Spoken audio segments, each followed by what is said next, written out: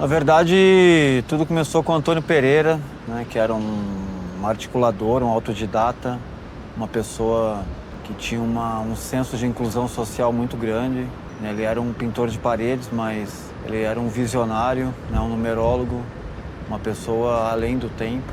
Na verdade, o Antônio Pereira ele queria criar uma instituição que pudesse causar essa inclusão social através do esporte, da cultura e da literatura.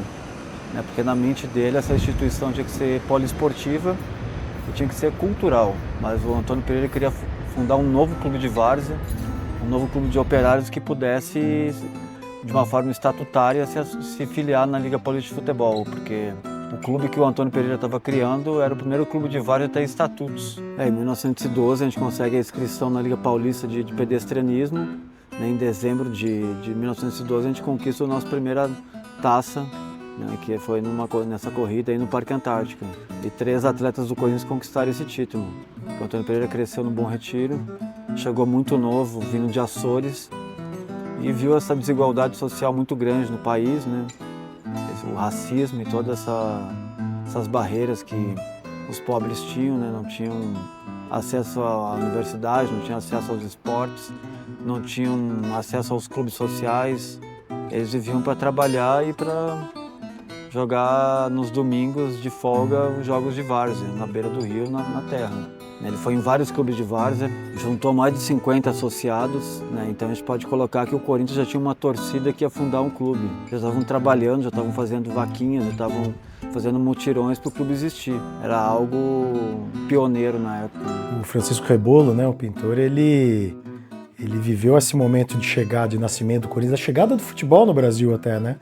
A chegada do Charles Miller, né, trazendo o esporte, jogava ali o pessoal das ferrovias, né? E o Corinthians nasce ali em 1910, na sequência disso. O Rebolo é de 1902, então ele na infância já tinha o Corinthians por perto. São Paulo era muito menor, né? Estamos falando de uma cidade de 400 mil habitantes na época, então era tudo muito próximo. Então ele vivencia uma briga entre o pai e a mãe, com 12 anos de idade, e ele tem uma preocupação. Ele fala, cara, eu preciso ajudar a botar dinheiro em casa, porque não quero que meu pai e minha mãe briguem, né? Ele sai na rua, sai da casa dele, vê uma carroça passando com tijolos e ele tem um pensamento que hoje em dia está na moda, pensamento empreendedor, né? Ele fala, eu vou seguir essa carroça que onde ela parar vai ter trabalho. Aí ele segue, chega numa obra, uma carroça com os tijolos. Só que o Rebolo na vida adulta tinha uns 60 e poucos e era bem magrinho. Então com 12 anos ele devia ser bem franzino. O chefe da obra, e dentro dos chefes da obra estava Antônio Pereira, fala, esse menino aí não vai ter força para subir parede, para carregar tijolo, mas ele pode pintar umas coisas aí. Vai mexer com umas tintas, misturar tinta, pintar os frisos, os detalhes, enfim, parede. Então é engraçado que é assim que ele tem o primeiro contato com as tintas. Ele conta isso, tem umas entrevistas dele, em que ele conta que ele jogava desde pequenininho futebol com bola de pano. Quem é mais novo não sei se conhece isso, né? Mas a bola de pano, de meia, de resto, enrolava, fazia uma bola. Ele jogava nas ruas do Brás, Bom Retiro, ali a região em que ele nasceu e vivia, circulava. E com 17 anos ele começa a jogar no time de São Bento, que não tem nada a ver com São Bento e Sorocaba, era um time dos comerciantes, dos comerciários, dos funcionários de comércio de São Paulo. Ele joga lá durante 2 anos. E um dia ele está fazendo uma pintura no lugar onde trabalhava o Neco, o nosso Neco, uma das grandes lendas. Até determinado momento era muita gente aponta como um dos maiores da nossa história, talvez o maior, né? O Neco, tá aqui ganhando o nosso dinheiro, por que você pelo menos vai jogar no Corinthians? Ele fala, eu torço pro Corinthians, me chama que eu vou. E aí o Neco faz a ponte e ele vai pro Corinthians em 1921. A ideia do Antônio Pereira era fazer um clube para todas as etnias, né? Todas as raças, todas as religiões. No primeiro momento era um clube só de operários, né? Depois que o clube se abriu para as outras classes sociais, mas no primeiro momento era um clube bem engajado no movimento operário. Na verdade, o primeiro passo foi ir até as pessoas do Bom Retiro que tinham mais posse, né? Que era o Miguel Batalha e o Alexandre Magnani, né? O Salvador Batalha, que era o barbeiro. Então o Antônio Pereira conversou com eles e viabilizou que eles pagassem o aluguel de um terreno, né? Que era do lenhador do bairro. Aí lá que eles capinaram o campo, que ganhou o apelido de Campo do Lenheiro, pelo terreno ser do lenheiro. Então eles fizeram um mutirão popular, né? E capinaram o campo entre 30 pessoas, exatamente na rua Ribeiro de Lima, entre as ruas Ribeiro de Lima e José Paulino. A gente fala carreira, a gente pensa no futebol de hoje, mas não tinha nada a ver, né? O futebol era amador. Então, assim, era algo... Todo mundo tinha a sua profissão e jogava futebol, né? Eram as duas coisas. Era o futebol no final de semana e a profissão no dia a dia. O Rebolo se mantinha como... O meio de vida dele era a pintura de liso, né? Pintura de parede mesmo. Esse era o ganha-pão dele. E é evidente que o futebol trazia alguns benefícios, né? Então você jogava no Corinthians, ele cortava o cabelo de graça, aí tinha o outro corintiano que tinha um restaurante, ele almoçava de graça ali. Às vezes se juntavam, né, comerciantes, empresários e tal, botavam uma grana para ganhar o título, etc. Não sei a história da palavra, mas acho que ela não existia nessa época, mas era o conceito do bicho que vem até hoje. E tinha um pouquinho também de dividir o valor do ingresso, né? Que era baratinho, mas uma parte ele dividia, dava um dinheirinho para os jogadores. Mas era algo completamente diferente dos valores astronômicos aí que a gente ouve falar hoje em dia, né? É que o futebol era associativo, né? Então o jogador tinha que pagar a mensalidade para jogar nos clubes, né? E nos clubes da elite eles ganhavam dinheiro, né? Os bichos. E no Corinthians ganhava cerveja, né? Ou alguma medalha. E ninguém tinha muito dinheiro, né? O Corinthians era movido pelo amor e pela revolução. O Corinthians estava em risco de fechamento, né? Ele tinha até sido desinstituído das ligas, né? Em 1915 as coisas mudam, né? O Corinthians ele abre as portas para o primeiro quatrocentão a se associar no clube, porque a gente precisava de força política. E a chegada do Alcântara Machado no quadro associativo mudou, né? O Corinthians politicamente, vereador. Então ele foi o grande guardião do Corinthians, né? A grande pessoa que contribuiu no primeiro momento com o arrendamento do campo, né? Do banhado, onde que ia ser construído o campo da Ponte Grande, né? Que ficava entre ali o Tamanduateí e o Rio Tietê. Né? Ali já era a Chácara da Floresta, era o nome daquele local, né? Onde tinha os terrenos, né?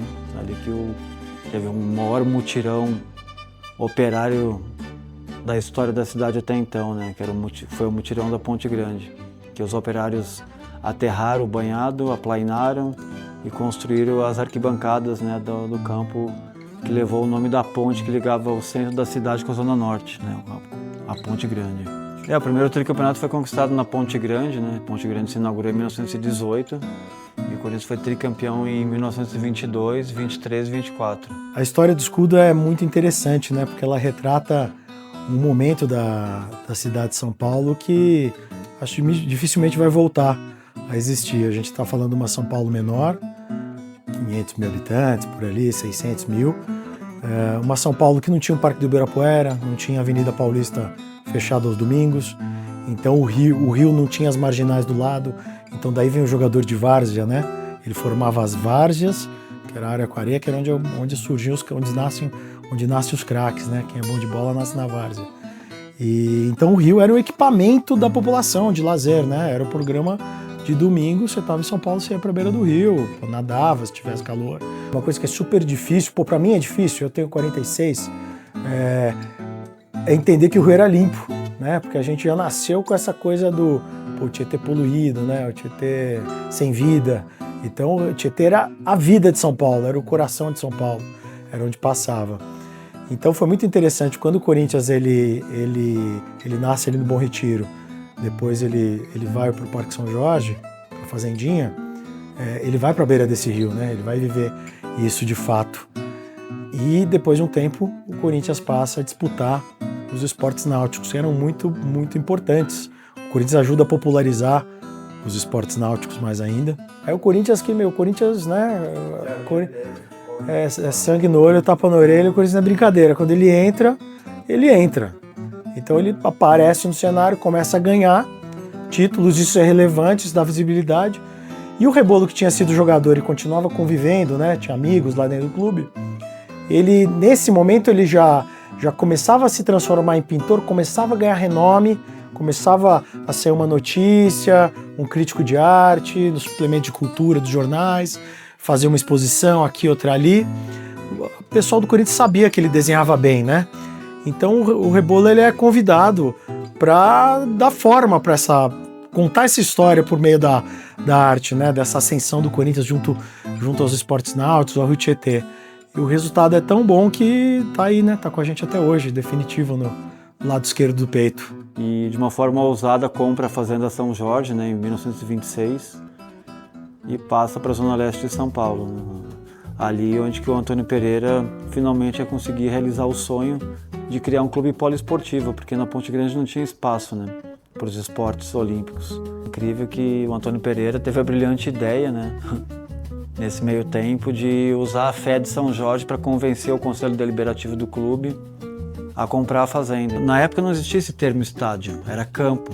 Então o campo de São Jorge sofreu um projeto de ampliação, né, bancado pelo Alfredo Schurg, né, e passou a ser um campo de futebol maior do que já era. Né? Ponte Grande cabia 10 mil pessoas, né? O projeto do Schurg para o campo de São Jorge era um estádio para 20 mil pessoas, 16 mil pessoas, que na época cabia as médias de público do Corinthians no campo de São Jorge variavam de 16 a 25 mil pessoas. O Schurg é um empresário muito renomado e ele investiu muito dinheiro no Corinthians, doou dinheiro para o Corinthians, tanto para comprar, tanto para as prestações da Fazenda São Jorge quanto para a construção do patrimônio, né? O segundo tricampeonato é 1928, 29 e 30. Na verdade, muitos clubes eram contra o profissionalismo, né? Tanto clubes poderosos da elite fecharam os departamentos de futebol, né? O Paulistano, a própria Associação Atlética das Palmeiras, o Germânia, né? Muitos clubes renomados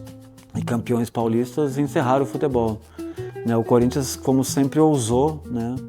E foi a favor do profissionalismo e sofreu um grande baque, né? Porque na visão da oposição, os opositores do Schurg, que era o Tantan, que era um torcedor símbolo, um nadador, um atleta do Corinthians, e o Neco, o Corinthians estava se elitizando demais com o Alfredo Schurg e eles viraram opositores, né, do Schurg, né?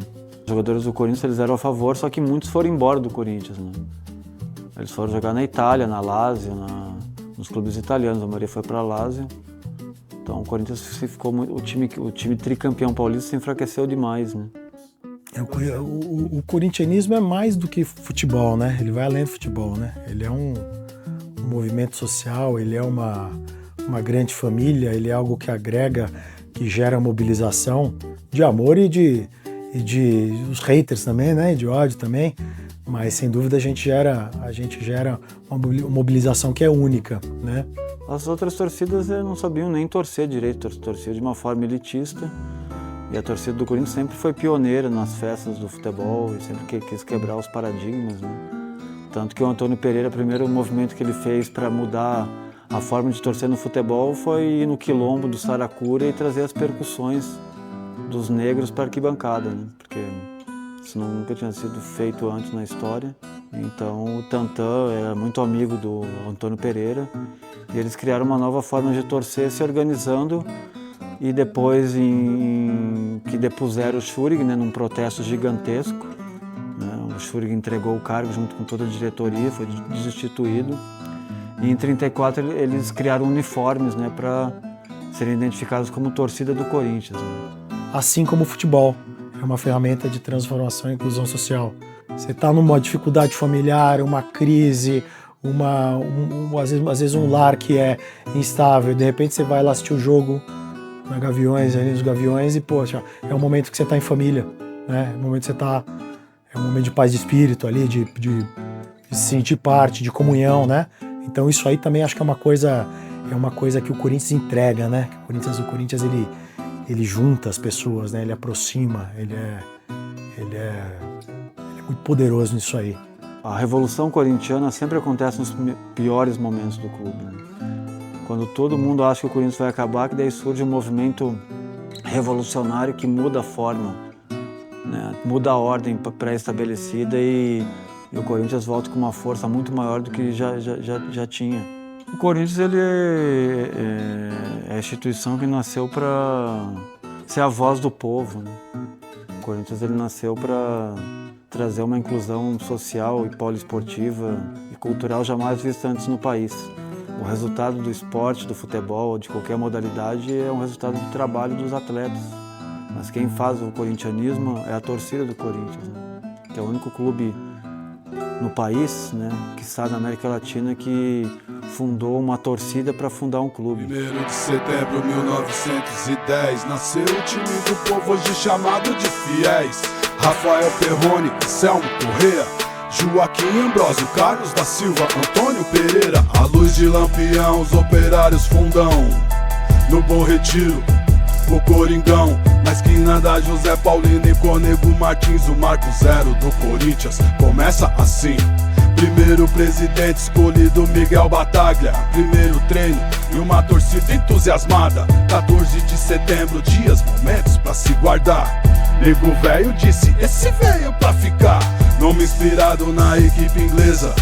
Corinthians, Coringão, Timão, é muita treta. Primeiro jogo fora em Campinas com a Ponte Preta. Foi 1 a 0, o Corinthians representa.